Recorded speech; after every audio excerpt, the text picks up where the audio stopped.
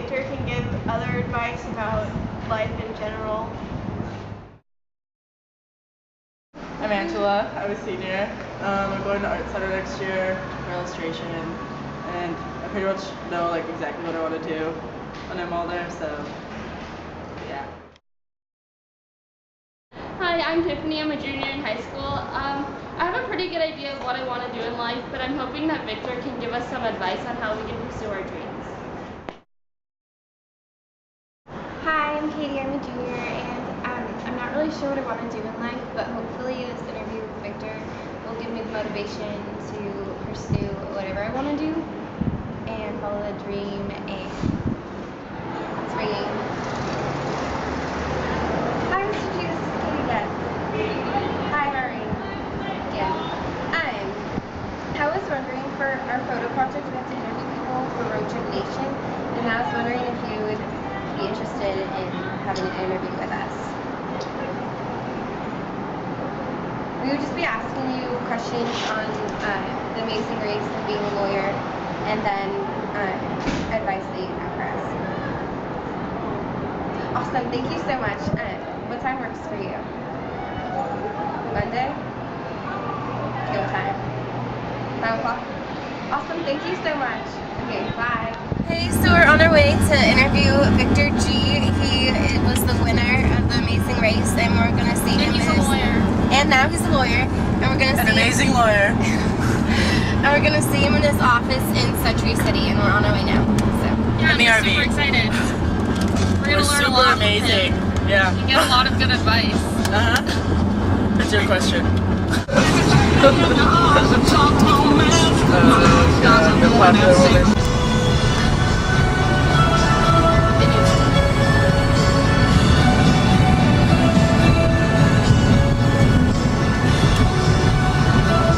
Okay, here we are, Century City, and in that building yonder is Victor G, Mr. G's office, and we're about to go ask him some questions. Hopefully he'll answer them. we're in the office. We just do it by office, right? Where'd you get it from? Oh my god. That's all? Okay. Hi, I'm Katie. Nice to meet you. Hi, I'm Tiffany. Hi. Nice to meet you. Hi, I'm Erin. Hi. Hello, Angela. Nice to meet you. Nice to meet you. Now I'll give you a trick when we were filming, right, Yeah. for The Amazing Race. The trick is whoever asks the question should sit next to the camera. Oh, because So the person looking at them first looking at the camera. That's the way I always did it. Where were you when you were our age? Okay, when I was your age, so you're all 17 Yes. or 18, right? Yes. Hard to believe, but I was actually in college. I graduated high school when I had just turned 16. So I turned 16 in April and graduated in June. So when I was your age, I was actually in college. Just because I went through school early. I think the safe path was just to go to college and be a lawyer. Okay. What made you decide to become a part of the Amazing Race?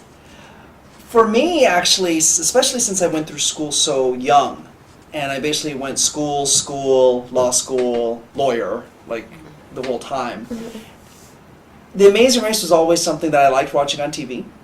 It was something so out of the box and bizarre and so not typical, especially for a partner at a law firm, that I'd always wanted to do something that was just out of the box bizarre. And originally, I wasn't the one who tried out for The Amazing Race. My sister was the one who thought it was a great idea to do. And I actually think if it wasn't for my sister, I probably never would have applied, because I would never have assumed that I could have been chosen. Like, I would be the person who would sit on the couch and watch on TV and go, oh, that would be so cool, but never do anything about it. Whereas I think my sister was the youngest child, so I have another brother, but she's the youngest.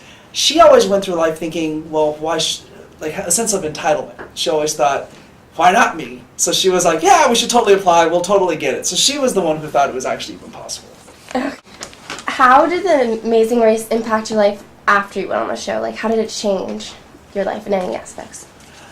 You know, The Amazing Race is this crazy thing where, you're put in this extreme environment and then you have to return to normal life. And so in some ways, it really didn't change my life at all, right? I'm still a lawyer. Yeah. I still do what I do on a day-to-day basis. There's no dramatic shift in what happens. But that said, on a more subtle level, I mean, it's certainly, I think more important than anything else is just sort of change the way I look at life. I mean, it really just changes. Even though, I'm pretty busy and my days are busy, I'm always on the lookout for interesting things or things to do that are slightly off the beaten path. What was the biggest challenge you had to overcome through your journey to where you are now? I think the biggest challenge, that's an interesting question. For me, school always sort of came easy, so I think the path to becoming a lawyer wasn't necessarily that challenging. I think the challenge, especially when you're on this path like that, is not to miss out on opportunities, and being able to put yourself in situations where you actually take more of a risk. Yeah. And so, I think the challenge for me has been not to just do what's expected. And I think in life is because otherwise you get sort of boring. So I think the challenge for me is just to actually find ways to do things that are a little bit different. Do you have any regrets, maybe choosing the path that you're on, or just any regrets? I have zero regrets in terms of what I'm doing, for a job. Love being a lawyer. It's fun. I'm good at it. I sort of lucked out that the path that I chose was great. I do have regrets, though, especially in high school and in college, frankly, not doing more things. I regret, I think sometimes when you're in high school and you're in college, you do things that are you're comfortable with. A lot. I sort of wish that I was more willing to branch out more when I was sort of in college and high school. Those are probably my regrets. But I think everyone who graduates from college and high school always has regrets in terms of going back to, if I knew more, I would do it differently. Yeah. Yeah. Do you have any advice for us as we're pursuing our dreams? I think the only advice I would give to anyone that's in high school or anyone in your position is to dream big, frankly. I think a lot of times people dream too small. I think sometimes we think of our world of opportunities as just too narrow. And I think of what we can even do on a day-to-day basis as being super narrow. I heard someone say, you should probably each day do something that makes you a little afraid.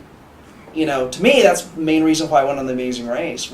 One example, right now, I've actually started taking gymnastics. Ooh. But you think about it, I'm a partner, which is so old, at this, learning how to cartwheel and backflip. For me, it's the most terrifying thing in the world because I think my neck is going to snap. Ooh. But it's also the coolest thing in the world because you actually are putting yourself out there. And think about it rationally and realize, it's not that big of a deal, right? It's worth it. And the positives totally outweigh the negatives.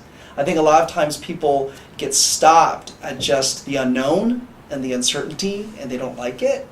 I think the advice I would give you is dream big and take risks. I really liked the interview because I felt motivated by how he took a risk and left his job for The Amazing Race. And I feel after the interview that if I set my mind to something, I can really accomplish it. And he gave me that motivation. So I was inspired by how Victor decided to take a risk, even though his whole life he'd been on a really strict educational path, and then he decided. So even though he's really successful now, he decided to do something that typically you wouldn't do as a lawyer, which I thought was really cool. I was really motivated to take risks by the interview because of what he did to break the stereotype of being a lawyer by both going on The Amazing Race and continuing to try and take risks every day. I thought Mr. G was a very happy person. He seemed very positive. I like that he had no regrets. Just kind of very sure about the choices he made and really didn't go back on anything.